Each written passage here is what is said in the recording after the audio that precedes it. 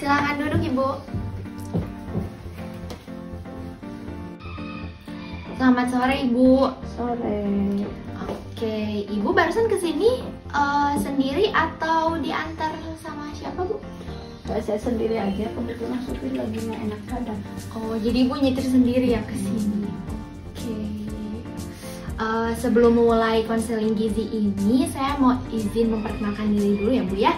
Nama saya Melia Omunisa. Saya selaku ahli gizi yang akan menemani Ibu untuk melakukan konseling gizi di sore ini. Oke. Baik, ada yang bisa saya bantu, Ibu? Iya, saya justru ingin konsultasi dengan gizi. Kemarin itu saya cek tensi darah. Darah saya itu 155/90. 190. Oke. Kemudian kata dokter menyarankan untuk konsultasi gizi. Bagaimana tentang pola makan saya sehari-hari ini seperti apa? Oh, oke. Biar saya normal. Oh iya, baik. Biar tensi darahnya normal kembali ya, Bu ya. Kan di usia segini rawan juga gitu ya. Oke, baik. Saya izin memastikan data terlebih dahulu ya, Bu ya. Benar dengan nama Ibu Haji Sumirah. Iya. Usianya 51 tahun. Kemudian pekerjaannya sebagai PNS ya, Bu ya. Iya. Kepala sekolah. Iya. Kemudian Ibu tidak memiliki riwayat penyakit apapun? Alhamdulillah enggak. Oke, baik. Sebelumnya Ibu pernah melakukan konsultasi gizi apa belum ya? Belum. Oh, berarti ini pertama kali ya, Bu ya? Oke, belum pernah. Kemudian saya akan menjelaskan dulu sedikit ya, Bu ya. Jadi tujuan dilakukannya konsultasi gizi ini adalah untuk membantu menyelesaikan permasalahan serta keluhan-keluhan yang berkaitan dengan tensi darah Ibu yang tinggi itu ya, Bu ya. Jadi nanti kita akan saling tanya jawab terkait dengan hal-hal yang berkaitan dengan hipertensi, kemudian akan menemukan solusinya juga. Dan solusi tersebut diharapkan bisa membantu menurunkan tekanan darah Ibu seperti itu ya, Bu ya. Baik, Ibu, untuk waktu pelaksanaan konseling ini akan berlangsung 15-30 menit. Apakah Ibu bersedia? Iya. Oke, baik. Oke, sebelumnya kita mengukur tinggi badan dan berat badan dulu ya, Bu ya. Mari. Mari, Bu, diukur tinggi badannya dulu.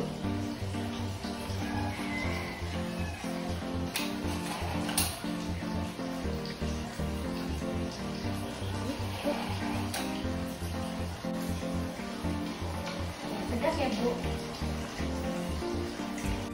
Oke, Ibu, jadi dari hasil pengukuran tinggi badan dan berat badan ya, IMT Ibu itu masuk ke dalam kategori overweight ya, Bu ya.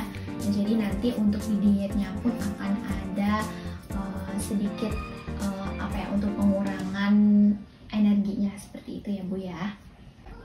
Baik, terkait dengan riwayat hipertensi, apakah Ibu memiliki riwayat hipertensi dari orang tua? Misal orang tuanya punya hipertensi? Enggak sih. Oh, tidak ada. Ibu saya enggak. Bapak saya juga enggak. Oke, berarti tidak ada ya, Bu ya. Tidak ada turunan. Oke, terkait dengan keluhan biasanya apa saja sih, Bu, yang Ibu rasakan? Berat kepala pusing. Berat kepala, Pusing. Terus nggak bisa apa sih kalau ngeliatnya perasaan berat banget nanti pengennya nutup kayak mata. Mata terasa berat itu ya, Bu ya. Pernah kelihatan merah, mata teh udah merah. Agak merah. Oke. Ada keluhan lain lagi, Bu? Enggak sih, cuma khawatir aja, ada perasaan khawatir karena kan kalau hipertensi sangat rawan ya. Apalagi di usia yang sekarang, saya khawatir jatuh atau apa gitu. Kebetulan kami sering nyupir sendiri, jadi Ibu harus konsentrasi. Betul sekali, jadi ya. Tapi Ibu suka ngerasa mual atau apa? Kadang-kadang sih. Oh, kadang-kadang ya. Oke, terkait dengan kebiasaan makan Ibu selama sehari. Nah, biasanya Ibu sehari berapa kali makan? 2 kali sih rata-rata. 2 kali. Pagi dan sore. Pagi dan sore. Oke. Kalau untuk jumlah nasinya biasanya seberapa banyak? Seberapa centong? 2 sih, rata-rata 2 centong. Oke. Kalau untuk lauk hewani biasanya yang sering ibu konsumsi apa? Iya. Ayam. Ayamnya dimasaknya bagaimana ya bu ya? Kalau Digoreng. ayam goreng. Digoreng. Oh, lebih seringnya digoreng ya bu ya? Iya. Kemudian untuk ikan mungkin atau yang lainnya? Atau daging Kadang-kadang sapi? sih saya paling senang itu makan setiap hari dengan ikan asin, kan saya orang Sunda, dengan sambal. Oke, jadi ibu seneng banget ikan asin ya bu ya? Sambal. Sambalnya kalau boleh tahu sambal apa? Terasi atau apa? Saya lebih iya. senang sambal terasi. Itu memang double combo ya bu ya? Jadi ibu seneng banget makan ikan asin setiap hari. Asin dan sambal. Setiap makan itu bu? Aduannya memang. Oke, jadi walaupun ada lauk yang lain, ibu tetap harus ada lauk itu gitu ya bu ya? Itu tuh makanan pokok. Makanan pokok, oke. Kalau untuk lauk nabatinya seperti tempe dan tahu, Kadang-kadang. itu kadang-kadang. Bukan yang wajib mah asin sambal lalap. Oke, asin sambal lauk. Oh, berarti ibu kebiasaan makan sayurnya bagus ya bu ya? Kalau tiap makan selalu makan sayuran. Oke, terkait dengan kebiasaan makan sayur nih bu, ibu biasa makan sayur apa aja ya bu ya? Sayurnya apa aja sih sebetulnya bebas, tidak pilih-pilih, tapi kadang-kadang karena saya makannya lebih senang yang kering-kering, sambal asin lalap. Oh, untuk lalapan yang biasa dimakan biasanya apa? Ya senang karena sambal ya. Saya senang sambal kan paduannya daun singkong, kemudian pete, Iya. kol, Timun, timun juga ibu suka kemudian ya. terong. Terong. Oh, jadi lumayan macam-macam juga ya bu ya untuk sayuran. Cuman ibu lebih sukanya sayurannya yang langsung dimakan gitu yang berbentuk lalapan. Nah biasanya kalau sekali makan lalapan nih seberapa banyak? Kalau makan lalapan sebetulnya saya banyak, karena bagi saya itu kalau makan lalapan itu jadi tidak cepat kenyang. Oh. Jadi nggak giung kata orang Sunda mah ya. Oh nggak diem gitu ya. Oke. Kalau tanpa lalap justru cepat kenyang. Oh jadi ibu pasti banyak gitu ya makan lalapnya. Kalau misalkan dalam takaran piring, satu piring kecil ada mungkin bu? Ya seperti itu. Oke, sekitar satu piring kecil ya bu ya. Nah sekarang terkait dengan cemilan, ibu biasanya makan cemilan apa aja? Saya seneng yang garing-garing dan asin. Asin, yang asin dan gurih mungkin ya bu ya. Oke, biasanya apa aja bu yang dimakan? Kacang goreng, Kacang goreng, kemudian kemudian keripik keripik singkong, keripik singkong, pisang juga yang keripik asin. pisang. Makanan yang di minimarket juga yang asin-asin. Oh, pokoknya cemilan-cemilan yang gurih dan asin gitu ya ibu suka. Yang tinggal makan. Oke, ibu itu kalau makan cemilan setiap hari atau berapa sering? Setiap hari pasti makan, apalagi kalau nyupir kan sambil nyupir. Biar gak ngantuk mungkin sambil nyemil ya bu ya. Baik ibu, selanjutnya terkait dengan kebiasaan minum. Nah selain minum air putih, biasanya ibu sehari-harinya meminum apa? Misal minum kopi atau teh? Saya lebih senang minum kopi pagi-pagi sebelum makan bahkan. Saya minum kopi dulu. Terus kalau sampai kantor juga pasti, apalagi kalau macam pekerjaan butuh konsentrasi untuk menjaga kantuk, minum kopi lagi. Kadang malam pulang ke rumah pasti kopi lagi. Jadi sehari kadang bisa 3 kali. Oh berarti sehari bisa sampai 3 kali minum kopi ya bu ya. Oke, kopinya berarti kopi manis ya bu ya. Kopi manis. Kopi manis. Oke. Baik, saya analisis terlebih dahulu ya bu ya terkait dengan asupan makan ibu dari data yang telah saya dapatkan tadi. Saya analisis beberapa menit ya bu ya. Nah, untuk pola makan, sebenarnya pola makan yang baik itu 3 kali makan pokok dan 2 kali selingan ya bu ya, seharusnya seperti itu. Nah, tapi ibu di sini lebih banyak mengemil ya bu ya, makan cemilan dan makanan pokoknya hanya 2 kali. Kemudian dari kebiasaan pengolahan untuk lauk pauk ya bu ya, ibu tuh terlalu sering mengonsumsi makanan yang digoreng, betul ya bu ya. Nah sebaiknya itu diganti dengan olahan yang direbus atau mungkin yang ditumis. Pokoknya ibu harus mencoba untuk mengurangi yang berminyak-minyak ya bu ya, karena itu juga akan berpengaruh untuk apa ya, karena ibu kan tadi si nilai IMT-nya sudah overweight ya bu ya. Nah kalau misalkan kebiasaan tersebut terus-menerus dilakukan, tidak menutup kemungkinan nilai IMT ibu kedepannya kalau misalkan pola makan seperti ini tidak diubah bisa menjadi obesitas seperti itu. Jadi untuk mewaspadai itu gitu, jadi ibu diharapkan untuk mulai mengurangi konsumsi lauk pauk yang diolahnya dengan cara digoreng seperti itu ya bu ya. Oke, terkait dengan aktivitas fisik nih bu, nah kalau boleh tahu ibunya suka olahraga atau enggak ya? Enggak, nggak ada kesempatan biasanya. Jadi ibu libur tuh pas buat di rumah aja. Jadi tidak ada waktu mungkin ya bu ya untuk melakukan olahraga secara rutin gitu. Oke. Jadi kalau misalkan di hari Minggu pun, di hari libur pun ibu pakai waktunya untuk istirahat di rumah seperti itu ya bu. Oke, jadi jika disimpulkan dari hasil perbincangan kita tadi ya bu ya, ibu ini tekanan darahnya 155/90 masuk ke dalam kategori hipertensi stage 1. Nah, kemudian terkait dengan keluhan yang biasa ibu alami, pusing, terus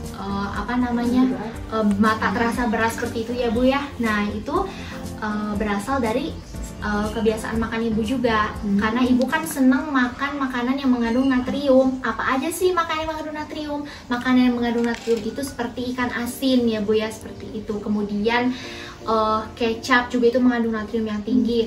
Kemudian sambal terasi, ibu kan juga senang terasi ya bu ya. Nah, terasi dan ikan asin itu salah beberapa contoh gitu, itu merupakan contoh-contoh dari makanan yang mengandung natrium yang tinggi, dan itu sangat berpengaruh terhadap tekanan darah ibu. Kemudian selain makanan yang mengandung natrium tinggi, ibu juga kan senang cemilan yang asin ya bu ya, asin dan gurih. Nah itu juga sama, itu juga mengandung natrium yang cukup tinggi ya bu ya kalau untuk cemilan asin dan gurih itu. Selain itu kurangnya aktivitas fisik juga itu berpengaruh bu. Jadi jadi ibu tuh mulai harus dibiasakan gitu melakukan aktivitas fisik, walaupun sebentar-sebentar gitu ya. Nah itu aktivitas fisik yang kurang juga itu berpengaruh terhadap keluhan-keluhan yang dialami terkait dengan tekanan darah yang tinggi. Kemudian konsumsi kafein juga, ibu kan biasa mengonsumsi kopi ya bu ya, sehari 3 kali setiap hari. Nah kafein juga dapat memicu hipertensi, jadi itu berkaitan bu dengan tekanan darah. Nah jadi harus mulai dikurangi kafeinnya ya bu ya. Untuk saya ya, setelah konsultasi ini makanan yang harus dihindari kira-kira apa tuh bu?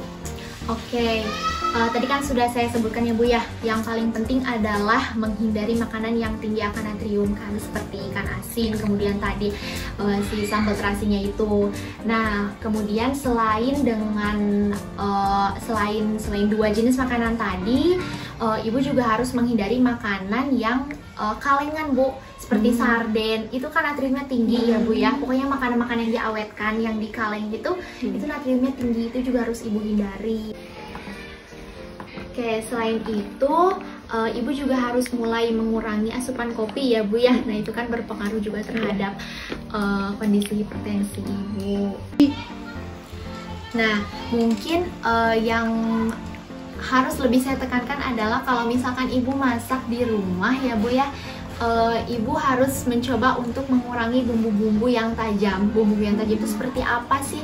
Misal seperti micin, seperti ya, kalau misalkan orang-orang kan bilangnya micin ya bu ya. Nah itu kan mengandung natrium yang cukup tinggi bu. Kemudian garamnya juga mulai dikurangi. Terus penyedap rasa. Nah itu kan bumbu-bumbu tersebut itu kadar natriumnya tinggi, dan itu akan berbahaya juga gitu untuk kondisi hipertensi. Jadi mulai dikurangi ya bu ya untuk bumbu-bumbu tajam seperti itu. Oke, selain menjaga asupan makan, ibu juga harus mulai melakukan aktivitas fisik ya bu, yang membiasakan. Nah walaupun memang waktunya terbatas ya bu ya, tapi aktivitas fisik itu tidak harus jogging di lapang atau apa. Enggak Bu, jadi aktivitas fisik itu kan ada yang ringan, sedang, dan berat. Nah mungkin Ibu bisa memulai untuk melakukan aktivitas fisik yang ringan. Misal dengan jalan-jalan di halaman selama 20 menit seperti itu. Kalau misalkan Ibu lagi kerja, bisa tuh relaksasinya dengan melakukan jalan di halaman selama 20 menit seperti itu. Nah Ibu coba aja gitu untuk dirutinkan gitu. Jadi kan lama-lama juga akan terbiasa dan itu dampaknya juga akan sangat baik. Oke, ada yang ingin ditanyakan lagi Bu? Alhamdulillah sudah cukup. Sudah cukup baik. Kalau begitu saya mau mereview ya Bu ya. Jadi kira-kira apa aja sih yang telah Ibu dapatkan setelah melaksanakan konseling gizi ini? Alhamdulillah saya banyak dapat informasi-informasi tentang hipertensi. Karena sebelumnya kan memang saya tidak pernah, karena memang saya tidak punya penyakit yang menaun, tidak punya penyakit bawaan gitu kan. Makanya pas saya dicek itu akhirnya saya harus konsultasi biar saya tahu. Mungkin karena usia dulu mungkin saya olahraganya, aktivitasnya juga banyak sehingga itu terhindar. Nah sekarang dengan usia sekian, alhamdulillah saya setelah konsultasi dengan ibu, saya mendapatkan beberapa informasi tentang hipertensi. Di antaranya makanan yang harus dijaga, makanan yang harus dihindari, makanan yang harus dikonsumsi, berapa banyak dan sebagainya. Insya Allah itu saya laksanakan, termasuk aktivitas seperti ini yang memang dianggap sepele, tapi itu ternyata memang sangat membantu untuk mengurangi hipertensi. Oke, boleh saya pastikan lagi ya Bu ya, untuk makanan yang harus dihindari kira-kira apa saja Bu? Karena harus dihindari itu ya yang tadi yang mengandung natrium yang tinggi, natrium yang tinggi ya, betul Bu. Sambalnya sambal terasi ya, betul. Gitu. Kemudian cemilan yang asin-asin. Iya betul, cemilan asin gurih. Bumbu masak yang tajam-tajam yang setiap hari mungkin familiar ya. Betul Bu. Hindari rasa asin. Ya mulai dikurangi ya Bu ya. Kemudian kopinya juga tidak terlalu banyak mungkin ya, kalau langsung berhenti mungkin susah susah, tapi harus perlahan ya Bu ya, gitu, minimal mengurangi dulu lah betul volumenya biasa 3 kali bisa jadi sekali atau 2 kali. Oke, baik, betul sekali. Oke baik, setelah saya sampaikan tadi beberapa hal yang berkaitan dengan kondisi hipertensi ya Bu ya. Nah kira-kira komitmen apa sih yang akan Ibu mulai nih setelah melakukan konseling gizi ini? Karena memang saya ingin sehat, saya ingin panjang umur, saya juga ingin tetap bekerja dengan sehat. Maka saya insya Allah pertama akan mengurangi natrium, makanan yang mengandung natrium yang tinggi. Yang kedua juga cemilan yang gurih ya Bu ya. Kemudian mengurangi juga volume kadar bumbu-bumbu walaupun mungkin itu jadi berubah ya. Kemudian juga aktivitas fisik ya, insya Allah mungkin harus meluangkan waktu ya, walaupun harus meluangkan waktu ya Bu ya, untuk bisa sehat selalu. Oke, dan jangan lupa untuk ini ya Bu ya, membiasakan mengonsumsi sayurnya yang lebih tinggi lagi ya Bu ya, frekuensi sayurnya, karena serat itu tentu dapat membantu mengurangi keluhan-keluhan dari kondisi hipertensi itu ya Bu ya. Sayur dan buah tentunya ya Bu ya. Jadi cemilan yang gurih-gurihnya diganti misal dengan jus seperti itu ya Bu ya.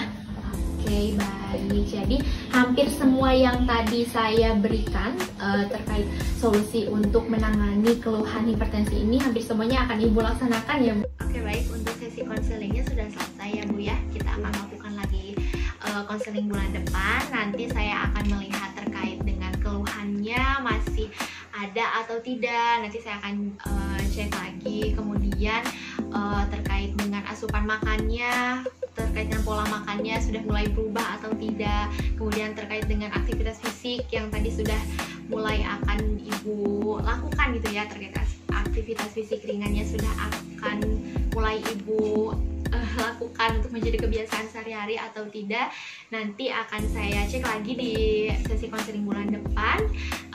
Kemudian saya meminta ini ya Bu ya, untuk diusahakan membuat food diary. Jadi sehari-hari Ibu menuliskan tentang asupan makanan Ibu apa saja, mulai dari makan pagi, siang, malam, kemudian selingannya itu apa saja, pokoknya apa yang Ibu makan sehari-hari itu apa saja. Nanti akan saya cek untuk food diary-nya ya Bu ya. Nah, kemudian untuk informasi terkait hipertensi Ibu bisa lihat dari leaflet ini. Ini saya ada leaflet, bisa Ibu bawa pulang.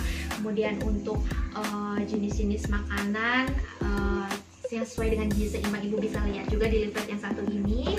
Dan ini ada contoh menu yang saya buat sesuai dengan kebutuhan kalori harian Ibu, kemudian protein, lemak dan karbohidrat juga sudah saya sesuaikan ya Bu ya. Nah, ini ada contoh menunya.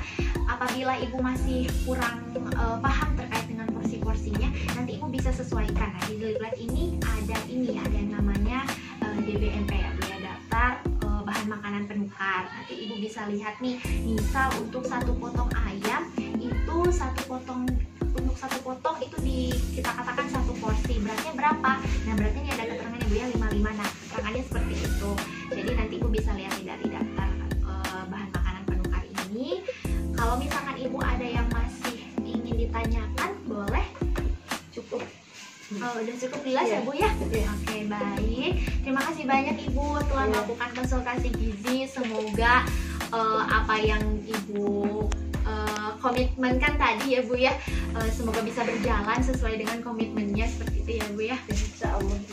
Semoga Ibu sehat selalu ya Bu ya. Semoga keluhannya cepat berkurang juga. Dan tekanan darahnya juga menjadi normal lagi ya Bu ya, biar aktivitasnya tidak terganggu gitu ya Bu ya. Baik, terima kasih.